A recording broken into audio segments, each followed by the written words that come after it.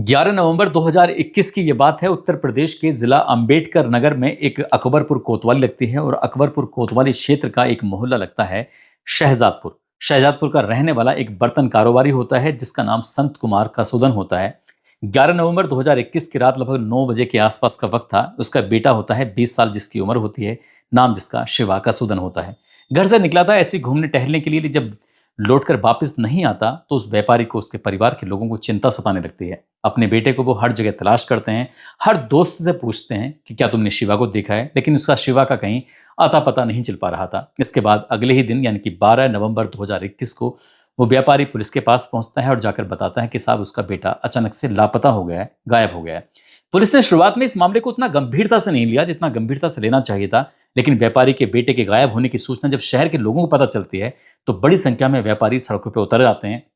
और जैसे ही व्यापारी सड़कों पर उतरते हैं तब जाकर पुलिस पर दबाव बनता है, प्रेशर बनता है। पुलिस अब इसमें मेहनत करना शुरू कर देती है। पुलिस लोगों से पूछताछ करती है और पूछताछ करने के बाद पता चलता है कि 4 नाम सामने आते हैं। एक नाम नीलेश वर्मा होता है, दूसरा नाम यश होता है, एक आमिर होता है और चौथा नाम होता है आमिर कुरैशी।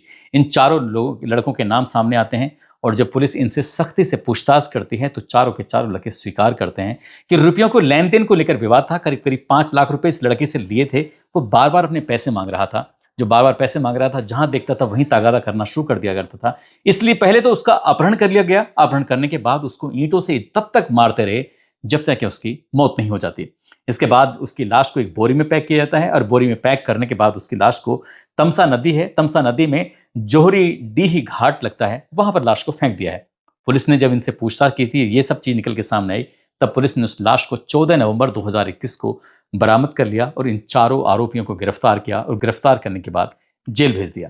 इनमें से एक आरोपी होता है जिसका नाम आमिर होता है। आमिर दिसंबर 2025 को जेल से छूट कर आता है और जेल से छूट कर आने के बाद कुछ महीनों तो वो शांत रहता है, लेकिन करीब 5 महीने बीत जाने के बाद उसने 1-2 नहीं 5 कत्ल कर देता है। वो भी इतने भयानक रूप में, न केवल उस जिले में बल्कि ये पूरे प्रदेश भर में इसकी गूंज फैल जाती है। लोग सोचने पर मजबूर हो जाते हैं कि आखिरकार कोई ऐसा कैसे कर सकता है। पुलिस ने जब इस मामले की जांच पड़ताल की तब आमिर का नाम सामने आता है और पुलिस उसको ऐसी नींद सुलाती है कि कयामत भी आ जाएगी तो शायद उसकी आंखें कभी नहीं खुलेंगी। क्या है इस घटना के क्रम के पीछे की पूरी कहानी, इस कहानी से समझने और जानने की कोशिश करते हैं। आदाब, नमस्कार, सत श्री अकाल। मैं उस्मान सैफी। उत्तर प्रदेश के जिला अंबेडकर नगर में एक गांव लगता है मेहरुआ, और मेहरुआ का कसला गांव है। यहाँ का रहने वाला नियाज नाम का एक व्यक्ति जो कि खाने कमाने के लिए सऊदी अरब चला जाता है। जब वो सऊदी अरब गया था तब यहाँ पर अपने बीवी को छोड़ के जाता है। 3 बेटे और एक बेटी होती है। वहां से वो बहुत मेहनत करता था। मेहनत करने के बाद पैसे भेजता था। उन पैसों से घर का खर्च भी चल रहा है, बच्चों की पढ़ाई भी शुरू हो जाती है। बच्चे पूरी ईमानदारी पूरी शिद्दत से पढ़ाई कर रहे हैं। बीबी उन बच्चों का पूरी ईमानदारी पूरी शिद्दत से ख्याल रख रही थी। जितने पैसे मिलते थे बीबी उन पैसों को जोड़ जोड़ कर रखती थी। और ऐसे ही वक्त के साथ जब वक्त आगे बढ़ रहा था, 2022 आता है। उस महिला ने अकबरपुर कोतवाली क्षेत्र के मोहल्ला मीरानपुर मुरादाबाद में एक प्लॉट खरीदा और प्लॉट खरीदने के बाद 2 मंजिला बहुत ही शानदार अच्छी तरीके से एक मकान बनाया। और उसी मकान के अंदर उसने जो अपना पैतृक गांव था मेहरुआ के कसला उसे छोड़कर आती है और यहाँ बच्चों के साथ रहना शुरू कर देती है। उसकी कोशिश थी कि बच्चे अच्छे विद्यालय में अगर पढ़ेंगे तो अच्छी एजुकेशन हासिल करेंगे और अच्छी एजुकेशन हासिल करेंगे तो वो ऊंचाइयों पर जाएंगे और अपने सपनों को पूरा करेंगे। मां उन बच्चों का ख्याल रख रही थी। जिंदगी में सब कुछ ठीक ठाक चल रहा था, लेकिन एक खुशी का दौर तब आता है जब मार्च 2025 आ जाता है। मार्च 2025 में सऊदी अरब से खबर आती है कि आप लोगों को उम्रा करने के लिए बुलाया गया है, आप लोग सब आ जाइए। जो भी एक फॉर्मेलिटीज होती है, चाहे पासपोर्ट की हो या वीजा लगवाने की हो, 1 महीने का ये टूर भी था और उम्रा करना था।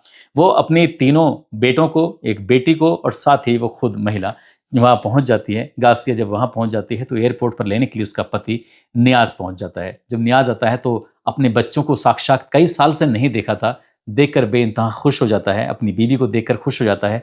और जैसे ही बीवी और बच्चों को वो लेकर कमरे पे पहुंचता है तो कमरे पे जाने के बाद पता चलता है कि एक महिला है, वो घर का पूरा काम कर रही है, पूरा जिम्मेदारी वो संभाल रही है। यहाँ जो गोसिया होती है वो पूछने लगती है कि ये महिला कौन है, पूरे घर को कितने अच्छे से संभाल रखा है। तभी वो कहता है कि ये तुम्हारी छोटी बहन की तरह है, इसका तुम ख्याल रखना। जब ये वाली बात सुनती है तो उसे एकदम पैरों तले जमीन खिसक जाती है। वो महिला सोचने पर मजबूर हो जाती है। कहती है कि 4 बच्चे हैं और ये कहते हैं कि मेरी छोटी बहन की तरह है, क्या रिश्ता है तुम्हारा इसके साथ, तुम बताते क्यों नहीं हो। वो कहता है कि कि ये न्याज बताता है कि ये पाकिस्तान की रहने वाली है, इसने इससे निकाह कर लिया है, वो इसके साथ लगभग 3 साल से यहाँ पर साथ रह रही है और हम लोग अब एक साथ रहेंगे, एक साथ जिंदगी जिएंगे। मुझे इसकी जरूरत थी, इसको मेरी जरूरत थी। तुम इस बात से, इस रिश्ते से नाराज मत होना, ऐतराज मत करना। करीब करीब 1 महीना यहाँ पर ये गौसिया अपने तीनों चारों बच्चों के साथ रुकती है, जिसमें 3 बेटे होते हैं, 1 बेटी होती है।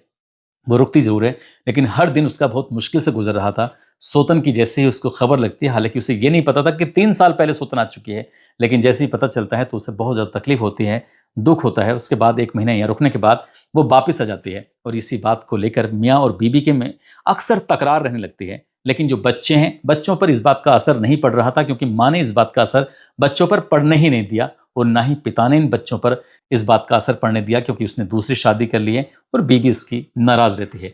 वो समय समय पर खर्चा भी भेजता है, हर काम कर रहा था और हर काम करने के बाद वक्त का पहिया ऐसे ही आगे बढ़ रहा था। यहाँ जो ये महिला रहती है, ये अभी अपना काम कर रही थी, लेकिन एक तारीख आती है 2 मई 2026 की सुबह लगभग 7:30 बजे के आसपास का वक्त हो रहा था। एक दूधिया जो रोज यहाँ पर दूध लेके आता है और वो लगातार उस दरवाजे को खटखटा रहा है जहाँ पर इस न्यास के जो बच्चे रहते हैं, जहाँ पर उसकी बीवी रहती है, लेकिन दरवाजा खोलने की कोशिश कर रहा है, दरवाजा खुल नहीं रहा है। आवाज लगाता है, कोई आता नहीं है। घर के आसपास और कोई घर भी नहीं है, इसलिए कुछ देर वो इंतजार करता है। जब दरवाजा नहीं खुलता तो दूधिया यहाँ से चला जाता है। न्याज की आदत है, क्योंकि वो रोज अपने बच्चों से बात करता है। जब बच्चे स्कूल से आते हैं तो 2 बजे के आसपास का समय हो रहा था। 2 मई 2026 की वो तारीख थी। वो अपनी बीवी से, अपने बच्चों से बातचीत करना चाह रहा था तो नंबर स्विच ऑफ आ रहा है। वो थोड़ा परेशान हो जाता है, फिर दोबारा फोन मिलाता है, तीसरी बार फोन मिलाता है, चौथी बार फोन मिलाता है, इसलिए बार बार फोन लगाता है। लेकिन फोन जब नहीं लगता, तब ऐसी स्थिति में उसने अपनी भाभी को फोन करता है और भाभी को फोन करने के बाद वो कहता है कि देखना जाके जरा, ये गौसे से बातचीत भी नहीं हो रही है, ना ही किसी बेटे से बातचीत हो रही है, ना ही बेटी से बातचीत हो रही है, सबके ही नंबर बंद आ रहे हैं, एक बार पता करने की कोशिश करो कि क्या बात है। जैसे ही भाभी को ये कहा जाता है तो भाभी जाकर ये देखने की कोशिश कर रही थी। दरवाजा अंदर से बंद था, बातचीत हो नहीं पा रही थी। वो थोड़ा परेशान हो जाती है। परिवार और रिश्तेदार या आसपास के लोगों से जब बातचीत की जाती है, वो कहते हैं कि कुछ भी करने से पहले एक काम करो, यहाँ पुलिस को फोन कर दो। 112 नंबर पर पुलिस को फोन किया जाता है। पुलिस मौके पर पहुंच जाती है और लगभग 3 बजे के आसपास जब पुलिस आती है तो एक पड़ोसी दुकानदार होता है जिसका नाम इरशाद होता है। उससे कहा जाता है कि जरा दीवार पर चढ़कर देख के आओ कि क्या स्थिति है, क्या बात है, दरवाजा अंदर से क्यों नहीं खुल रहा है। जब अंदर जाकर देखता है, पहली मंजिल पे एक बेड पड़ा हुआ है। बेड पर चारों बच्चे पड़े हुए हैं और चारों बच्चों की लाशें पड़ी हुई हैं। ऐसा लग रहा था जैसे उन्हें बार बार मारा गया था। वो चारों तरफ खून से लथपथ पड़े हुए थे, चाहे फर्श हो या दीवार हो, हर हिस्से में जगह जगह ब्लड ही फैला हुआ था। ऐसी स्थिति में वहां से वो व्यक्ति जो पड़ोसी दुकानदार होता है, जोर जोर से चीखता है, चिल्लाता है। चीखते चिल्लाते हुए जल्दी से आता है, आके कहता है पुलिस वालों से सबकी लाशें पड़ी हुई हैं। उसने जितना देखा था उतना आके पुलिस को बताता है। इसके बाद फिर पुलिस ने अंदर प्रवेश किया और अंदर प्रवेश करने के बाद देखते क्या है कि जो उस न्याज है जिसके 4 बच्चे हैं, जिसमें 14 साल का उसका बेटा है जिसका नाम शरीफ है, जो कि 7वीं कक्षा का छात्र है। ये एक दूसरा बेटा है उसका जिसका नाम सऊद है, जिसकी उम्र 12 साल है, जो कक्षा 4 का छात्र है। और तीसरे नंबर का बेटा है जिसका नाम उमर है, जिसकी उम्र लगभग 10 साल के आसपास है, जो तीसरी कक्षा का छात्र है। उसकी एक बेटी है जिसका नाम बयान उर्फ सादिया होता है, जिसकी उम्र 8 साल है, जो कि LKG की छात्रा है। अब ये बच्चे एक ही जगह मरे हुए पड़े हुए हैं। ऐसा लग रहा है किसी भारी वस्तु से बार बार सर पर उनके वार किया गया था। पुलिस ने जब इस मामले की जांच पड़ताल करना शुरू किया है और महिला को ढूंढा गया, लेकिन महिला घर के अंदर मिलती ही नहीं है। अब ये खबर जो थी सोशल मीडिया के माध्यम से लगातार वायरल होने लगती है, लगातार लोगों के पास पहुंच रही थी। और इसी बीच में सूचना पाकर DIG सोमेन वर्मा भी पहुंच जाते हैं, DM ईशा प्रिया भी पहुंच जाती हैं, SP प्राची सिंह पहुंच जाते हैं, सर्किल ऑफिसर नीतीश कुमार पहुंच जाते हैं और कोतवाल होते हैं श्रीनिवास पांडे अपनी भारी टीम के साथ पहुंच जाते हैं, ये देखने के लिए कि आखिरकार मामला क्या है। घर के हर एक हिस्से को देखा जाता है, बारीक से बारीक चीजों को पढ़ने की कोशिश की जाती है, ताकि ये पता चल सके कि ये 4 बच्चों की हत्या क्यों हुई है। लेकिन इस घर की जो मालकिन है, वो महिला है, वो महिला कहाँ गई है, बस यही सवाल था। और इस सवाल का जवाब तलाश करने की कोशिश कर रहे थे। अलमारी खोलकर देखी जाती हैं तो पता चलता है कि जो महिला का एक भी कपड़ा घर में नहीं है। तभी किसी ने अंदाजा लगाया कि शायद इस महिला को किसी से प्यार रहा होगा और ये बच्चे उसकी राह में बाधा बन रहे होंगे, क्योंकि परिवार वालों से बातचीत करने के बाद ये पता चलता है इसका जो शौहर है वो सऊदी अरब में रहता है और उसने पाकिस्तान की किसी महिला से निकाह कर लिया है और मियाँ और बीवी के बीच में तकरार रहती थी, इसलिए शायद इस महिला ने यह हत्या की होगी। पूरे इलाके में खबर आग की तरह फैल जाती है कि महिला ने अपने ही बच्चों की हत्या कर दी है। अखबार में भी बात प्रकाशित हो जाती है और जहां जहां तक खबर फैल रही थी वहां वहां तक इस मामले की जांच पड़ताल करने के लिए पुलिस भी जुट जाती है। आसपास के लोगों के अंदर भी सवाल था, क्या है क्या नहीं है, क्या बहुत सारी चीजें थी, सब कोई जानना चाहता था। जिले की जो एसपी होती हैं प्राची सिंह, वो 6 टीम का गठन करती हैं और 6 टीम का गठन करने के बाद उन्हें काम पे लगा देती हैं। कहती हैं कि चप्पा चप्पा छान मारो, जो बारीक से बारीक चीज हो उसके बारे में पता करो, जो भी इस मामले में सस्पेक्ट हो उसको हिरासत में लो, उससे पूछताछ करो। पहले ही सस्पेक्ट थे परिवार वाले, पुलिस ने उनको ही हिरासत में ले लिया, उनसे ही पूछताछ करना शुरू कर दिया और पूछने लगी कि गासिया आखिरकार है कहाँ पर। गासिया खातून का कहीं कुछ पता नहीं चल पा रहा था। आसपास के इलाके में जब खबर फैल जाती है, उसके पैतृक गांव में जब खबर फैल जाती है तो बड़ी संख्या में लोग इकट्ठे हो जाते हैं, पुलिस के साथ मदद करने लगते हैं और गासिया को ढूंढने लगते हैं। अब जगह जगह ढूंढ रहे थे, तलाश कर रहे थे, सीसीटीवी कैमरे देख रहे थे, आसपास के इलाके को देख रहे थे और इसी बीच में नजर पड़ जाती है पास में ही लगभग इस घर से 200 मीटर की दूरी पर एक नाला है। नाले के अंदर एक बोरी पड़ी हुई थी और जब आसपास के लोगों की नजर बोरी पर पड़ जाती है, उस बोरी को जब खोल के देखा जाता है तो पता चलता है कि उन बच्चों की मां की उसके अंदर लाश पड़ी हुई थी। बच्चों की मां की लाश को देखने के बाद जो पूरी दिशा थी इस केस की बिल्कुल ही बदल जाती है। लोग अभी तक सोच रहे थे कि मां ने ही किसी के प्यार में पड़कर यह हत्या कर दी होगी, लेकिन मां की ही कत्ल हो गया।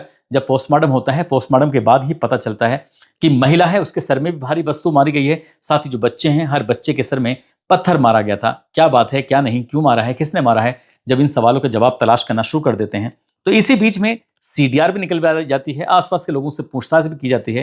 तभी किसी ने पुलिस के कान में एक फूंक मारी, यानी कि थोड़ा हल्का सा इशारा किया और कहा कि यहां से लगभग 400 मीटर की दूरी पर एक घर है और वो घर है आमिर का।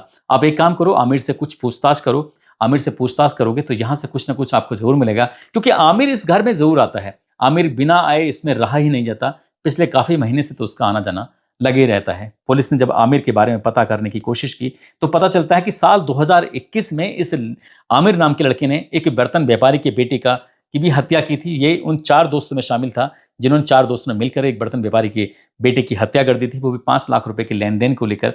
और यही नहीं, ये गो हत्यारा भी होता है, साथ ही इसके ये किसी पर हमला वगैरह करना, इस अपराधी किस्म का व्यक्ति होता है।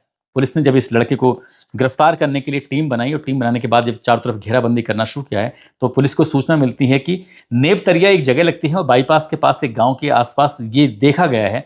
और एक अगर इसके सही समय पर वहां पहुंचा जाए, ये 4 मई 2026 की सुबह का वक्त था। पुलिस ने जब वहां की घेराबंदी की तो पता चलता है कि इसके पास बाइक होती है और पुलिस को देखते ये भागने की कोशिश कर रहा था। और पुलिस ने जब इसकी घेराबंदी की तो बाइक फिसल जाती है, गिर जाता है। और पुलिस ने जब इससे रोकने की कोशिश की तो बजाय रुकने की उसने पुलिस पर ही गोली चला देता है। और जैसे ही पुलिस पर गोली चलाता है तो पुलिस जवाबी कार्रवाई करती है और जवाबी कार्रवाई करने के बाद इसकी गोली लग जाती है और ये घटनास्थल पर ही मौत हो जाती है। ये जो एसओजी के प्रभारी होते हैं उनकी ब्लेड प्रूफ जैकेट में गोली लग जाती है, लेकिन वो घायल नहीं हो पाते, बच जाते हैं क्योंकि उन्होंने ब्लेड प्रूफ जैकेट पहनी हुई थी। एक दरोगा इसमें घायल हो जाता है और एक सिपाही इसमें घायल हो जाता है और इन तीनों घायलों को तुरंत ही नज़दीकी हॉस्पिटल लेके जाते हैं तो पता चलता है कि दरोगा की हालत भी ठीक है और जो सिपाही की हालत भी ठीक है, लेकिन आमिर की मौत हो जाती है। आमिर की मौत हो जाती है, लेकिन हत्या के पीछे का कारण क्या था? जब पुलिस ने हर एक पहलू को, हर एक बातों को जानने की कोशिश की, पड़ताल करने की कोशिश की तो पता चलता है कि जब इस महिला को यह पता चलता है कि उसका पति, उसका शौहर जो सऊदी अरब में रह रहा है, वो पाकिस्तान की एक महिला से प्यार कर बैठता है, उससे निकाह कर बैठा है, तो यहाँ वो अकेली थी और अकेली होने की वजह से करीब 5 महीने पहले दिसंबर 2025 को जब आमिर जेल से छूट कर आता है तब इस महिला के संपर्क में आ जाता है और कब ये एक दूसरे के बहुत करीब आ जाते हैं। ऐसा मीडिया रिपोर्ट में ये दावा किया जा रहा है कि इस आमिर का इस महिला के साथ अवैध संबंध हो जाते हैं, बहुत नजदीक आ जाता है और ये आमिर जो होता है इससे शादी करने के लिए लगातार प्रेशराइज कर रहा था, दबाव बना रहा था। तभी वो कहती है कि मेरे 4 बच्चे हैं, मुझे इनका ख्याल भी करना है, समाज क्या कहेगा, और वैसे भी तुम मेरी से आधी उम्र के हो, आखिरकार ऐसे कैसे सोच सकते हो। इसी बात को देखते हुए कई बार इनमें कहासुनी भी होती थी, लेकिन 1 और 2 मई 2026 की रात लगभग 12 बजे के आसपास का वक्त होता है। ये अचानक घर के अंदर प्रवेश करता है। जब घर के अंदर प्रवेश करता है तो बच्चों को लेकर ही फिर से विवाद शुरू हो जाता है। ये वहां पर एक सिलबट्टा जो पत्थर होता है जिससे मसाला पीसा जाता है, उस पत्थर को लेता है और एक एक करके उन 4 बच्चों को सर में तब तक मारता है जब तक 4 बच्चों की मौत नहीं हो जाती। अपने ही सामने बच्चों को मरता हुआ जब इस गौसिया नाम की महिला ने देखा तो वो एकदम बेहोश हो जाती है और जैसे ही 4 बच्चे मर जाते हैं उसकी आंख खुलती है और आंख खुलने के बाद वो अपने बच्चों को देखती है तो जोर जोर से रोने लगती है, चीखने लगती है। वो कहने लगती है कि मैं पुलिस को ये पूरी कहानी बताऊंगी, मैं परिवार वालों को सब बात बताऊंगी, तुमने मेरे बच्चों को मार दिया है। और जैसे ही आमिर को ये बात पता चलती है कि बात पुलिस तक पहुंच जाएगी तो उसने उस महिला को भी वैसे ही मारा जैसे कि उसके बच्चों को मारा। लेकिन उसने केस की दिशा और दशा दोनों को बदलने के लिए बहुत ही चालाकी से काम करता है और इस महिला की हत्या करने के बाद उसका बोरे में शव रखता है और शव रखने के बाद लगभग 200 मीटर तक खींच के लेके जाता है और साथ ही जो इस महिला के घर के अंदर जो इसके खुद के कपड़े थे, उसकी जो ज़रूरत की चीज़ें थी, उन ज़रूरत की चीज़ों को भी वो गायब कर देता है, ताकि लोगों को ऐसा लगे, ताकि पुलिस को ऐसा लगे कि यहाँ पर ये महिला जो आई है वो शायद किसी के साथ भाग गई होगी। लेकिन उस लाश को ये ज़्यादा दूर तक ले जा नहीं पाता और यहाँ आसपास के लोगों को इस बात का पता चल जाता है। पहले 4 बच्चों की लाशें मिलती हैं, फिर उनकी माँ की लाश मिलती है और मारने वाले जो आमिर होता है वो पुलिस के हत्थे नहीं चल पाता, लेकिन उससे पहले ही वो पुलिस के एनकाउंटर में ढेर हो जाता है, मारा जाता है। और पुलिस के इस कार्रवाई को लेकर आसपास के लोग बहुत तारीफ भी कर रहे हैं, क्योंकि उसने वाकई बहुत ज़्यादा गलत किया है, बुरा किया है। लेकिन इन बच्चों का जो पिता है, जब उसको सूचना दी जाती है कि तुम्हारे बच्चों की इस तरह से हत्या हो गई, तुम्हारी पत्नी की इस तरह से हत्या हो गई है, तो उसका वहां रो रो कर बुरा हाल था। लेकिन उसका ये कहना है कि मैं इनके अंतिम संस्कार में, यानी कि सुपुर्द खाक में शामिल नहीं हो पाऊंगा। जब सुपुर्द खाक हुआ था तो आसपास के इलाके के बड़ी संख्या में लोग थे और बस ये कह रहे थे कि आखिरकार बाप ने अगर वो काम ना किया होता तो शायद यहाँ पर ये काम ना हुआ होता। दोस्तों, इस पूरे घटनाक्रम को सुनाने का उद्देश्य किसी को परेशान करना नहीं है, किसी का दिल दुखाना नहीं है, बल्कि आपको जागरूक करना है, आपको सचेत करना है। और जाते जाते महिमा राजपूत हैं, झांसी के रहने वाले रामू ठाकुर हैं। आज इनका जन्मदिन है, इनको जन्मदिन की ढेर सारी शुभकामनाएं, बहुत बहुत मुबारकबाद। और आजमगढ़ के रहने वाले हैं अनिल यादव, उनकी पत्नी है गीता यादव। आज इनकी शादी की सालगिरह है, इनको शादी की सालगिरह की बहुत बहुत शुभकामनाएं, बहुत बहुत मुबारकबाद। और कुछ लोगों ने नाम लेने की अपील की है, जिसमें मीनाक्षी हैं बस्ती से, नीरज बनावल उनकी पत्नी है, मनीषा बनावल मध्य प्रदेश से हैं, डॉक्टर आरती झा हैं मोतिहारी से, सूरज दिल्ली से, गुरुदयाल खिलेरी, पुष्पंजय कुमार चौधरी बिहार से हैं, जेठाराम हुड्डा बाड़मेर से, ऋतिकेश कुमार मिर्जापुर से, सालवी, दानपाल वर्मा, रामचंद्र शाह, रीना, शशि गोरखे, रिंकी रानी, जितेंद्र कुमार सोराब, सुखदेव राजोतिया भीलवाड़ा से, रोहताश कुमार, मनीष शर्मा, गोविंद कुमार, नीतीश कुमार, हासिम सिद्दीकी, ब्रजेश कुमार। आप सब लोग अपना ख्याल रखें, सुरक्षित रहें। जय हिंद, जय भारत।